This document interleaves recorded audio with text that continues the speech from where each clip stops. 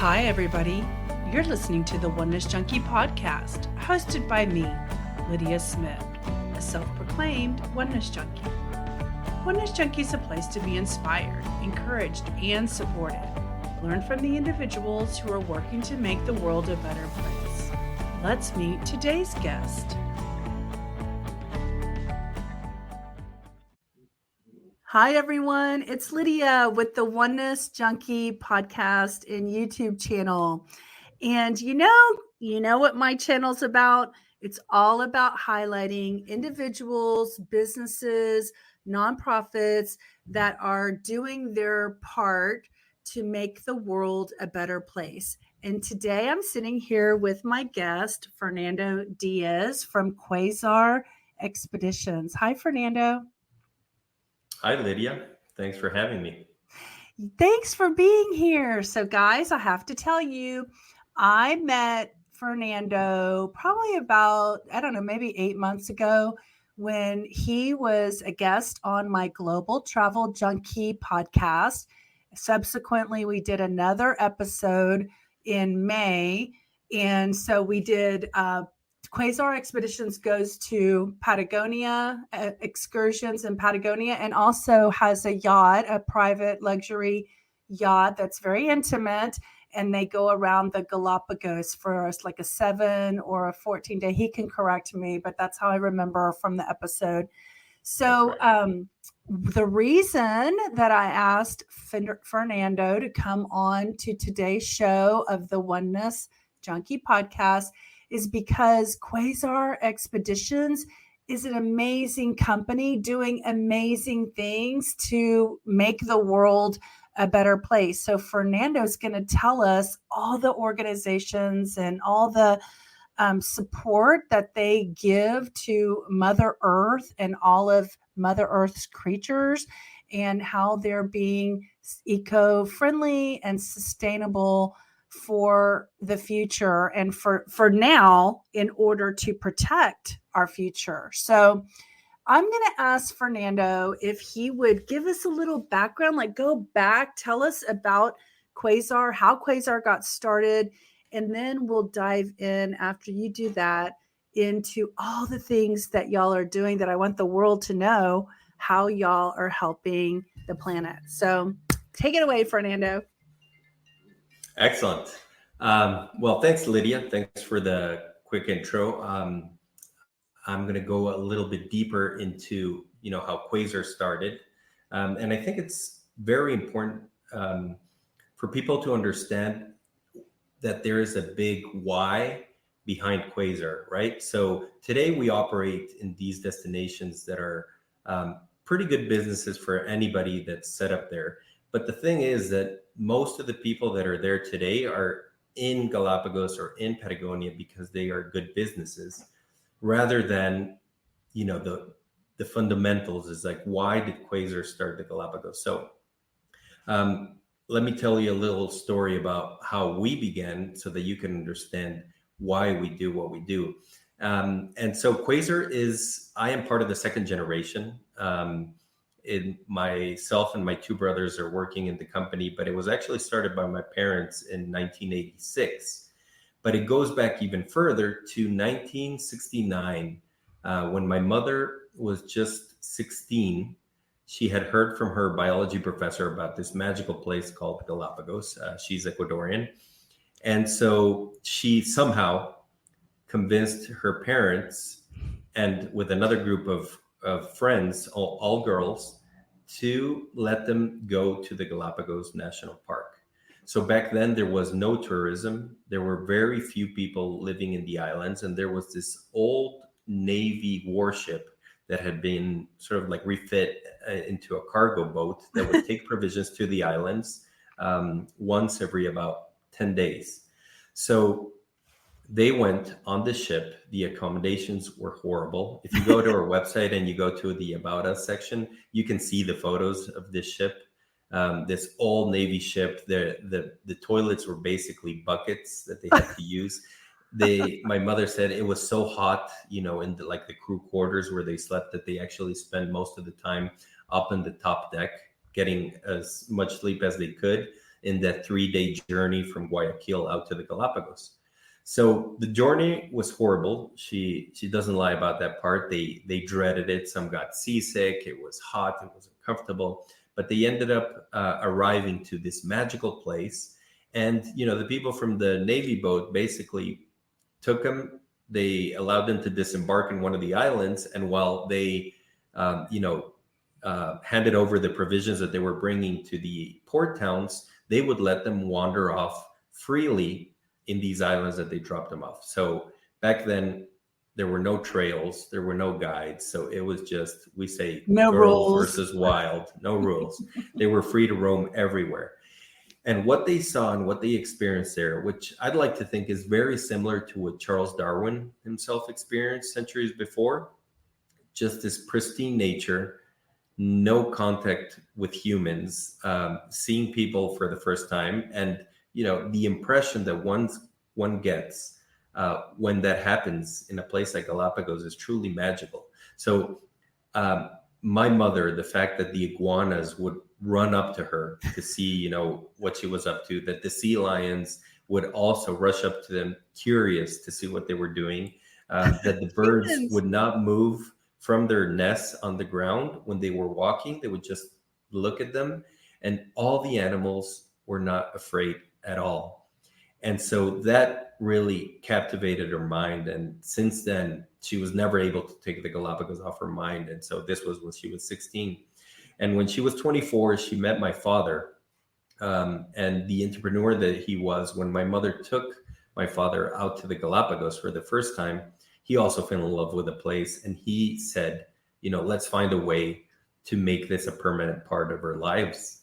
And that's how Quasar started. It was the first intimate yachting operation in the Galapagos Islands. There was already one other cruise company in the islands, but it was a big ship. And, you didn't even have private bathrooms. There was no air conditioning. And they said there has to be a more comfortable way to experience Galapagos. And that's really how Quasar started. And they realized then that it was through tourism that these islands could be protected. If they would bring tourists to Galapagos, educate them about what they were seeing, educate them about the importance of a place like Galapagos, that is how these tourists would spread the word on this magical place, and they would become ambassadors of this place. And this is how Galapagos would be a place that was protected to become the Galapagos that you see today, where the wildlife still does not fear humans, where they go on with their lives as if nothing would have happened. And, people like to say that Galapagos wildlife is different from anywhere in the world.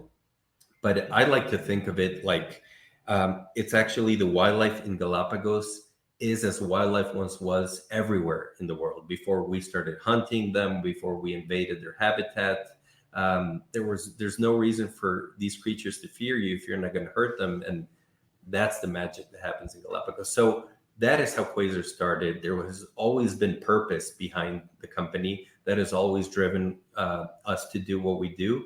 And, today we do it at a much larger scale, supporting wonderful organizations and the locals and the economy through different projects, which I'm sure we're going to talk about. But that started it all. And of course, us as the second generation, we were born into this.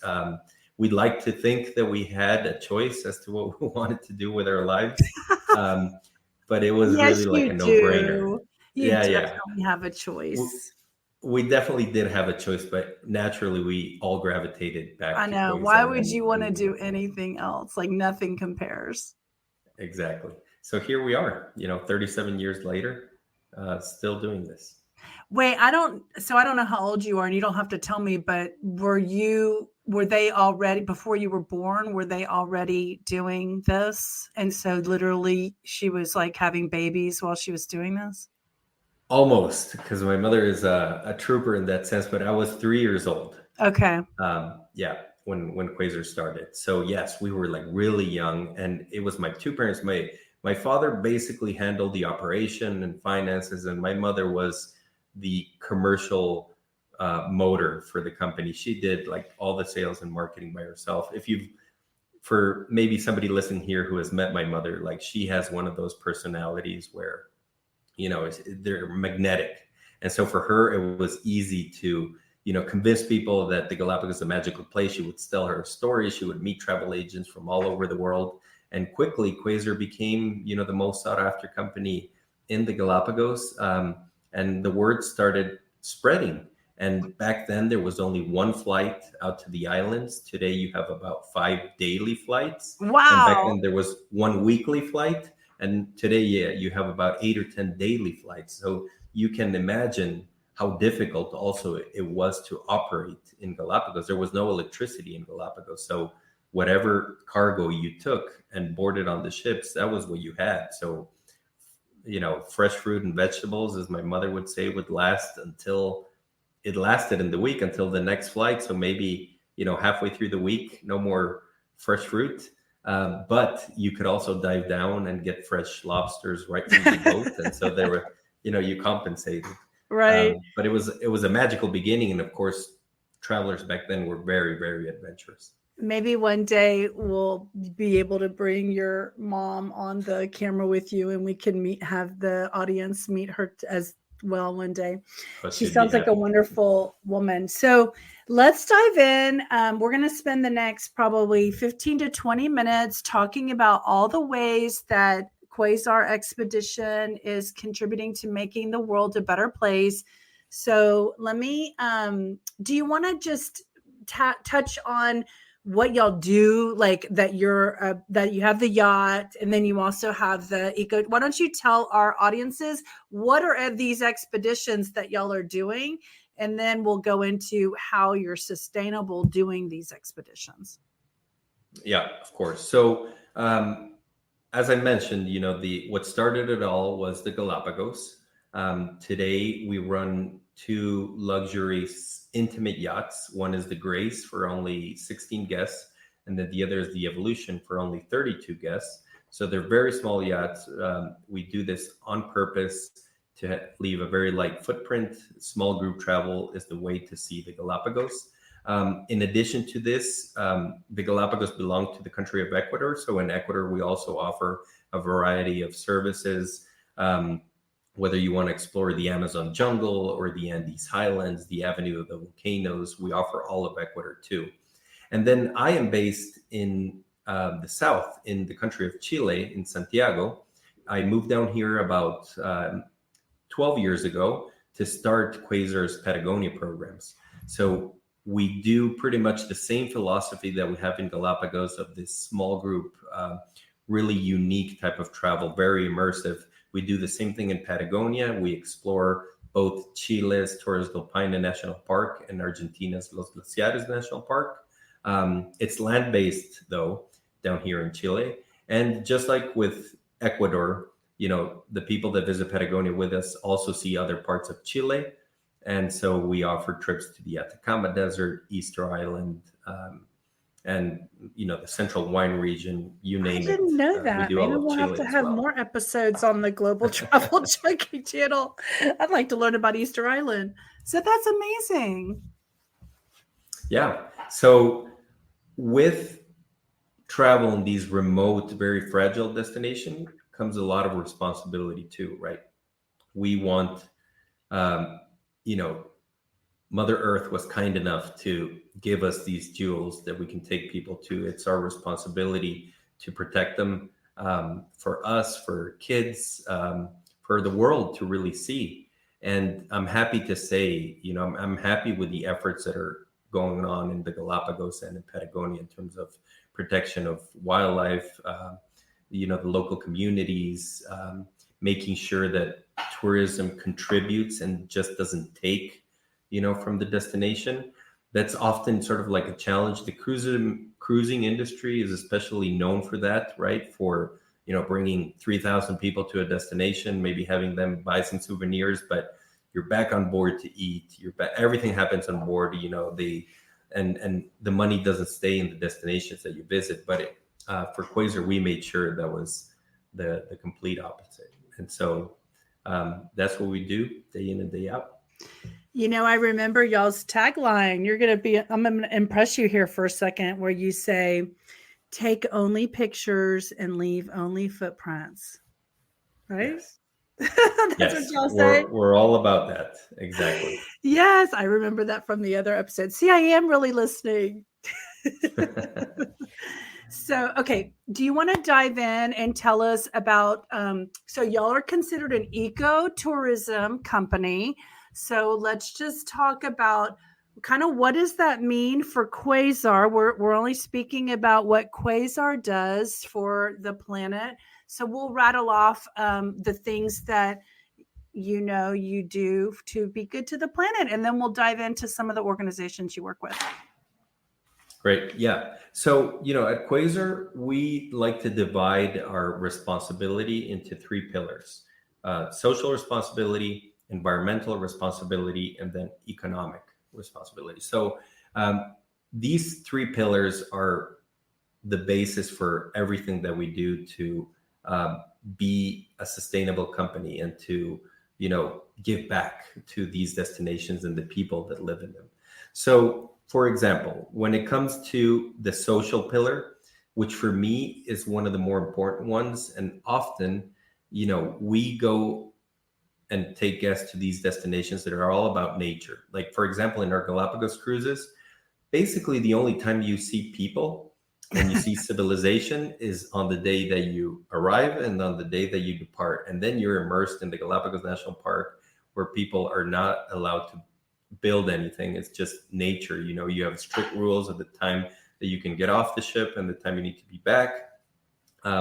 So people only think that, it's the wildlife and nature there that is worth protecting. But there's also about 30,000 people that live in the Galapagos. And these 30,000 people, most of them work directly or indirectly with the tourism industry. That is the biggest industry in the Galapagos. And so, the fact that there is food on board, the electrician that, is making sure that all the electrical stuff is functioning properly. He lives in Galapagos, and so does his family, and they go to school there.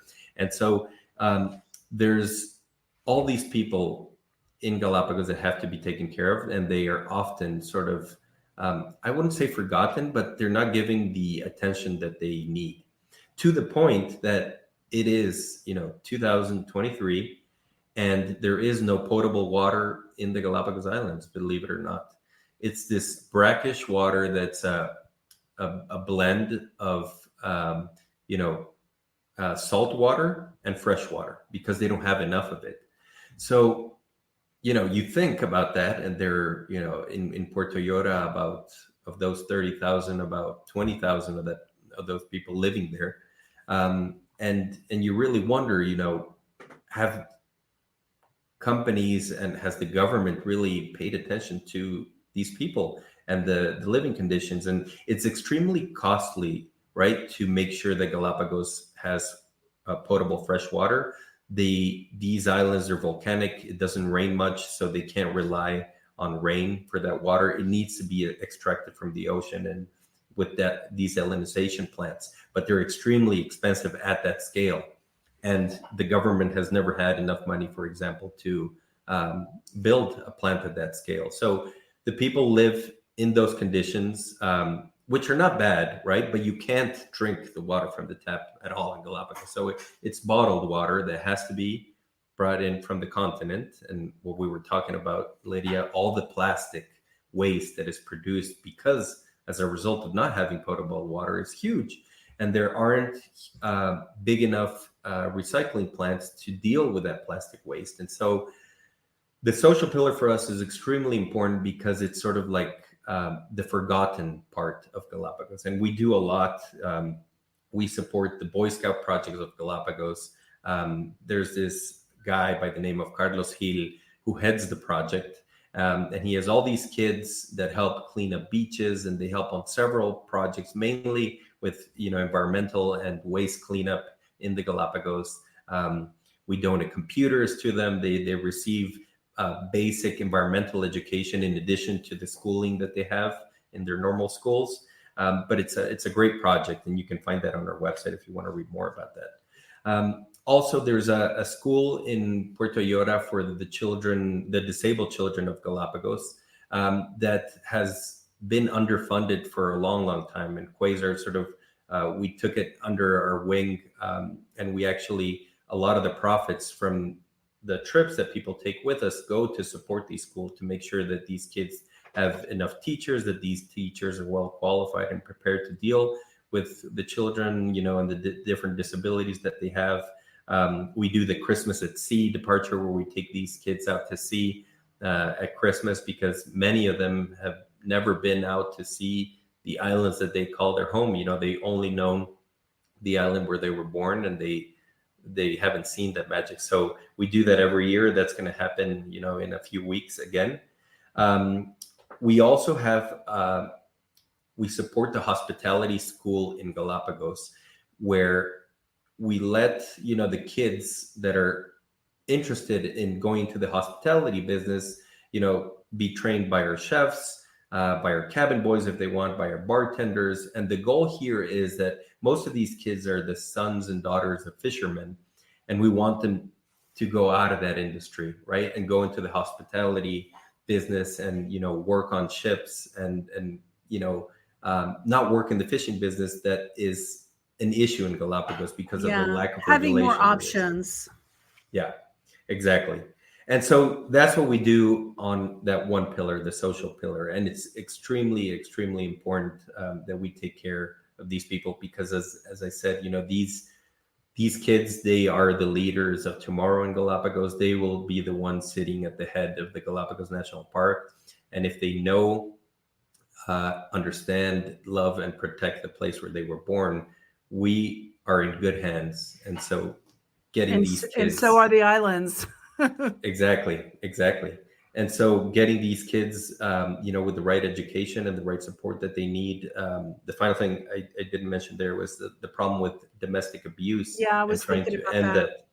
Yeah, funding different projects that are there to help, women that are suffering from domestic abuse, or children, to these centers that really help either relocate them or deal with the problems depending on the seriousness of the problem at home. But it's a big problem in Galapagos.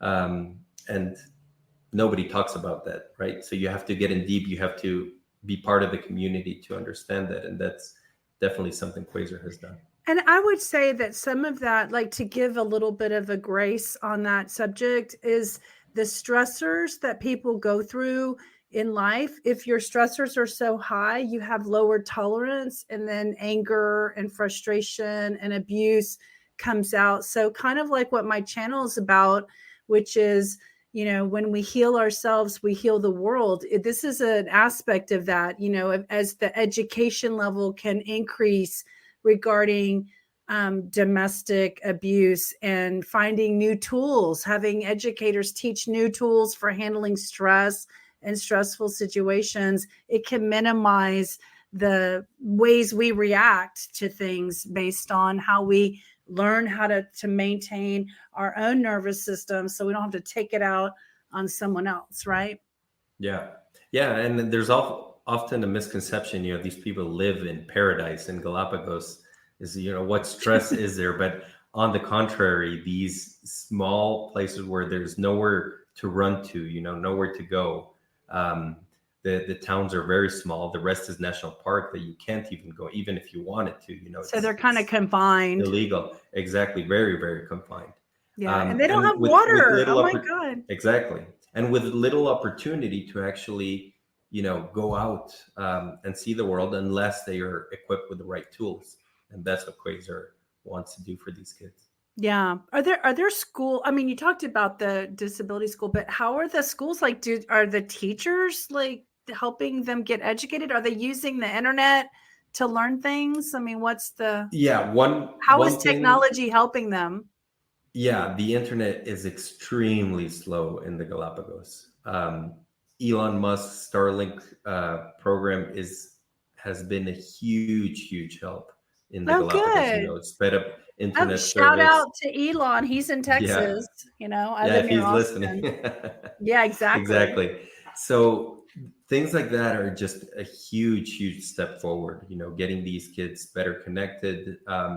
The schools in Galapagos, I would say, are relatively good. Perhaps they lack a little bit of quality with teachers. That is a project that Quasar is getting into, is actually bringing teachers on, maybe for a couple of months at a time to help Yeah. in different schools as sort of like these. Like an exchange program for teachers. Exactly. I study at the University of Notre Dame, and I've been in close contact with them that maybe, the recent graduates from maybe the English majors and things like that could come to Galapagos, teach English for 5-6 months. We provide housing, food, and everything, and just make sure the quality of the education improves. I could see Gen Z getting in behind something like that, right? Because they're all about the environment. I could see them starting out that way. That's super cool. Yeah, there's a new nonprofit we can try to figure out someone needs to create. Yeah. For teachers. Okay, tell us some more about the pillars. All right. So then moving on to the environmental pillar, this is obviously a big one for the Galapagos. We became single-use plastic-free about 6 years ago. That has been a huge help for the Galapagos. A lot of cruise companies are on that path. Some of them are already there, others are not. But the amount of waste in the form of plastic that was created by these single-use packaging is just horrible. And today I can't help myself. I go in there and you see toothpaste inside of a box. Why is it inside of a box when the tube, it's a perfect package, Extra. right? Everything's extra. And so in Galapagos, we actually have a food processing sort of kitchen in the mainland that deals a lot with the packaging, and a lot of that comes already packaged differently by us to reduce the waste that is produced. Again, that was also part of this World Wildlife Fund Zero Waste initiative that you and I talked about in that other episode. But basically, we partner with the World Wildlife Fund's chapter in Galapagos to reduce the food waste that was generated from our trips. Our ships, breakfast and lunch are served buffet style, and then dinner is a la carte. The amount of food that was going to waste on the buffets was incredible. And not because, you're a luxury company means that everything has to be lavish and extravagant and in excess, right? Yeah. You just didn't know how much people were going to eat. Exactly. And it wasn't done properly. So with the help of the World Wildlife Fund, we greatly reduced the amount of waste. Portions were different, things as basic as plate sizes, without, nobody was going hungry, but it was just, people were really serving the amount of food that they were going to consume. And a really important part was educating them about food waste at the beginning of the cruise. And so in the end, after all this project was done, we reduced the food waste from our ships considerably. So it was not only an amazing thing for the environment, but it was also economically for us. We were spending so much less on food. And these special chefs that the World Wildlife Fund brought to train our chefs on reusing leftovers, not leftovers in people's plates, but leftovers like from the buffet that have been untouched, and repurposing them for a different menu for the crew, where the crew felt that they were eating something new and delicious, and not feeling like, they were fed leftovers every day. It worked wonders. The crew was really happy. And then the amount of waste was. Yeah. Like too many bananas, or some that kind of got too brown that no one would pick. You make banana bread. Exactly. And displays, like fruit displays and breakfast, like the carvings that our chefs are very talented at that. And then turning those into juice or sauces and things like that. It was just, I love it. They got very creative. Yeah. Yes, I know. I love all that. That's like my world. I love sustainability. So, okay. So did you talk about everything related to that pillar, or is there anything else about that pillar? On the environmental pillar as well, we donated a couple of biodigesters to the school for the kids with special needs. I don't know if you've ever seen a biodigester, but they basically decompose organic waste.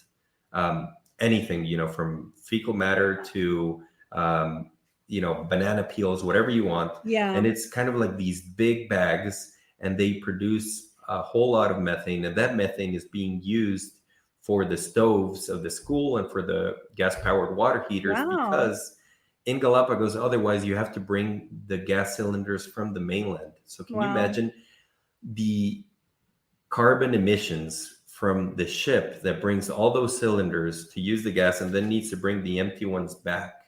So it's just crazy. So biodigesters are a great solution. We're beginning to test this with the school. We have those in our offices as well. So that's another program. Then just moving south to Patagonia. In Patagonia, one of the biggest areas that needed help was reforestation. There was a huge fire in 2011 where about a third of Torres del Paine National Park burned down. And that gave birth to Reforest Patagonia, the largest reforestation project in Chile to date. And Quasar greatly contributed with that from the very beginning. Every guest that travels with us plants their own tree. So this tree actually offsets in the period of 5 years the emissions from their trip, from everything except the vehicle. And then the emissions from the vehicles are offset through our partnership with the Carbon Fund. They have different projects underway all over the world to which, we give them the mileage of our vehicles, the models and everything every season, and we just help offset that. And then this project is not yet completed, but we are in conversations with Tomorrow's Air. They do something a little bit different, which is they do not carbon offsetting, but carbon sequestering, where they actually take all these excess emissions that are up in the air and they, capture that carbon and they bury it under the earth. And that's how this carbon is actually officially removed from the environment. So while carbon offsetting is great, that is the bare minimum that we have to do, cleaning up our own mess. And then carbon sequestering is going that step further to be able to, do more for, for the environment. And finally, I just want to, on this pillar, make note of two important organizations. One is the Charles Darwin Foundation in the Galapagos. This is a huge and well-established organization that is largely responsible for the protection and the reintroduction of many species. Like they have reintroduced tortoises in many islands that were gone, at the time of pirates and whalers and buccaneers. The tortoises were a fantastic source of food. They could survive on a ship without water for one entire year, and it was fresh meat for the the crew of the ship. So of course, they would stop in Galapagos, stock their ships with the giant tortoises, not give them food or water for a year, and it was amazing. So they actually decimated the population of tortoises in many islands to the point that some of the species from certain islands became totally extinct. Wait, can I clarify? You're talking about grabbing the tortoise and they keep them on the ship, but they don't have to feed them or give them water, and the tortoise survives? So it's like storing their food for over a year and they don't have to keep it up to do anything. Yeah, exactly. They would just like live. Today we do that. They could just survive for a year without food or water. That is crazy, like evolutionary, ability of a tortoise. Exactly. Like, I don't even know, do people even know that? That's an amazing concept. Exactly. So these tortoises learn to survive in a place like Galapagos, these volcanic islands, barren. Some of them have very little vegetation. So a tortoise needs to be able to survive looking for food for months before it might find some. Now, most of the tortoises now gather in the green areas in the highlands where they have plenty of food, but others don't. And some islands in Galapagos where tortoises live today have very little vegetation. So it's an evolutionary and they only adaptation. Eat plants. Is that true? They don't eat anything else? Okay. No. So they're herbivores. Yes. Okay. Got it. The Charles Darwin Foundation has, the Charles Darwin Station in Puerto Ayora. They have the tortoise rearing program and the reintroduction of species. They also fight introduced species in Galapagos that is a huge problem. Goats, rats, houseflies, you name it. These animals that are common in the mainland, they were brought by ships to the Galapagos, and they have really affected the population of certain animals, whether it's eating the eggs of the penguins, the rats, or the feral dogs and cats eating the iguanas, or the sea lion pups. So it's it's definitely an issue, and the Charles Darwin Foundation does an amazing job. So we have been partners of theirs forever, since the very beginning. We support them greatly, either by making donations or contributions, or by bringing guests that have, are very well off economically, to learn about these projects, and then they end up making a donation. Yeah. So And by the way, we're going to have links below in the description for any of these organizations that Quasar supports, that if you would like to support them too, you can have easy access to support these organizations. So, okay, just wanted to mention that. Did you, fantastic. have you covered the organization that helped the whales? I want you to tell that story. Yep, that was the last one. So the last one I want to make a mention of is the Galapagos Whale Shark Project, and it's just galapagoswhalesharkproject.org. They help monitor and protect Galapagos whale sharks, and they do many things. Among these is tagging the sharks with these GPS systems, where they can track their migration patterns, where they are, what these whale sharks are up to. They did only a few months ago the first ultrasound underwater with the Japanese team, which was fantastic. So the first whale shark ultrasound was done in the Galapagos by them. They do aerial surveillance, and they basically make sure that the Galapagos whale sharks are protected. Now, unfortunately, during COVID, because there were no ships circling the Galapagos, no protection. An illegal Chinese fishing and whaling fleet entered the Galapagos Marine Reserve, and they were basically able to freely do what they want for several months. And it was sad because whale sharks normally travel at a certain speed. And one particular whale shark, her name was actually Hope. They had a tag on her so they could track her, right? Tag, yeah. They were tracking her, and her speed doubled in a part of the trajectory, and then the tracking stopped. And this is very clear evidence that the whale shark was caught. It was taken out of the water. The transmitter was removed, but for a while it was emitting a signal, right? And this is how they tracked it, moving at a faster speed. So they know for a fact of one whale shark, and who knows how many others.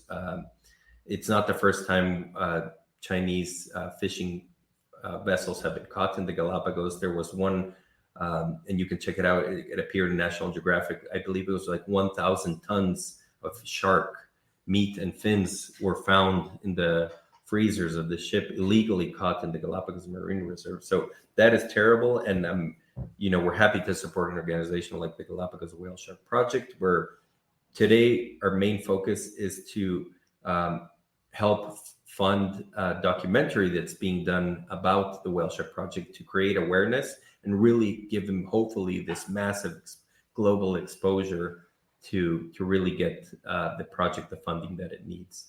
Yeah. When is that coming out? It'll be at least another year, but it's in the works.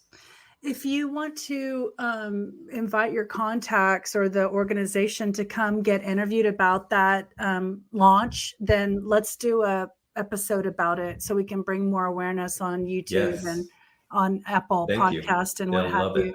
Yeah, I would love it too, because I'm like on the verge of tears. Like, this is so sad for me to hear this. So, to like imagine like all that goes on that we don't even know about, right? There's so much that goes on. It's a harsh reality, right? But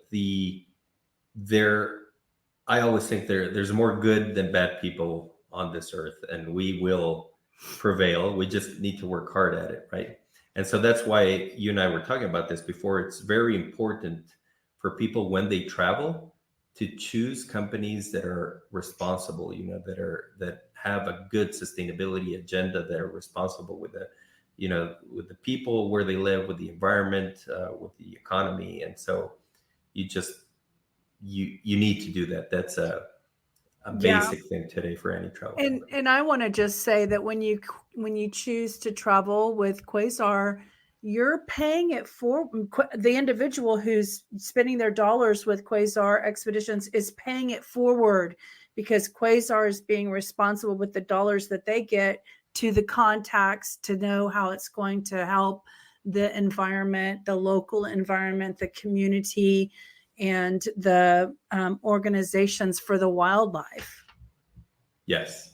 So yeah, make sure your dollar goes as far as possible, with the right companies. You're only doing good for yourself. And as I said, giving is a lot more rewarding than receiving. And when you are investing your adventure, your vacation time in these companies that are very good at giving back to the places where they operate, you're doing a lot of good by traveling with them.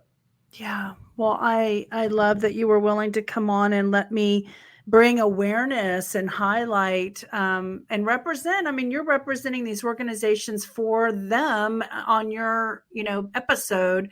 So I really appreciate that. Is there anything that I haven't asked you or that you want to share? And then I will ask you to let everyone know how they can find you and connect with your organization. Yeah.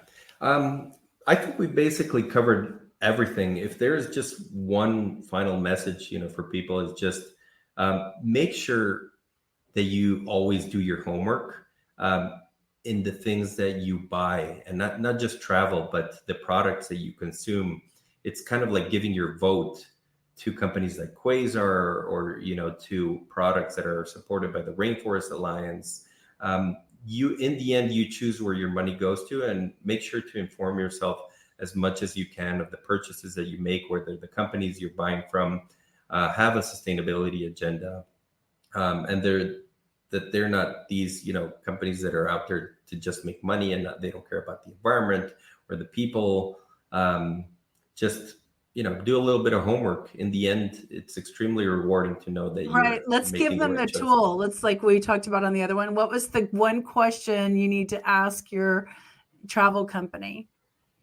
Yeah, exactly. So if next time you travel, basically ask them if they're sustainable or not. I would think 99% will tell you they are. And when they say they are, just ask them what it means to be sustainable for them. What does that mean? And What you'll actions are quickly you know taking? who is and who isn't. Yes. Right. When they say, "Can I put you on hold?" Yeah, exactly. That's a The clear greenwashing sign. will be very noticeable. That's a clear sign.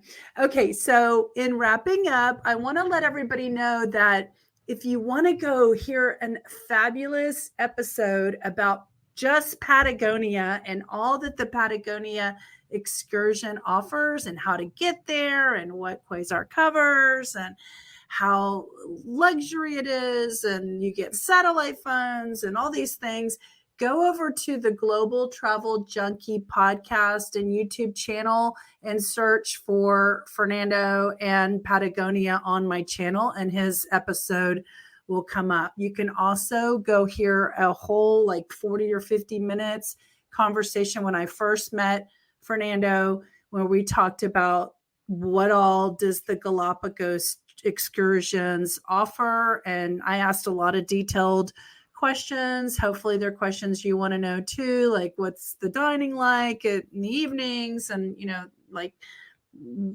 how do you get on and off the boat, and things like that. Where do you fly into? I ask questions like that. So go find those episodes to learn more.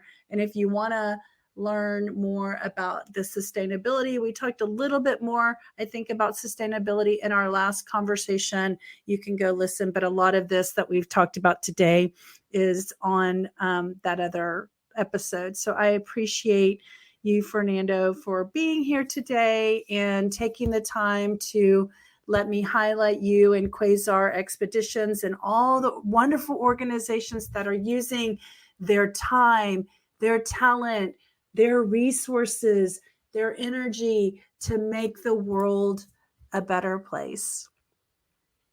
Thank you, Lydia. Yes. Thank that's you. what we're all about. Awesome. Well, I hope you come back and see me sometime and have some more great, wonderful nonprofits that you're working with to share about with the world. So thank you so much. And we'll talk to you soon. Hope to be back. Okay. Bye. Bye. We've reached the end of this episode. If you'd like to continue with this inspirational journey, be sure to subscribe to the podcast so you don't miss out. If you are a self-proclaimed oneness junkie, get yourself a t-shirt and spread the message of oneness in your community. And finally, if you have a story to share or know someone that should be a guest on this podcast, contact us at onenessjunkie.com. See you next time. And remember, when we heal ourselves, we heal the world. Compassion starts with you and me.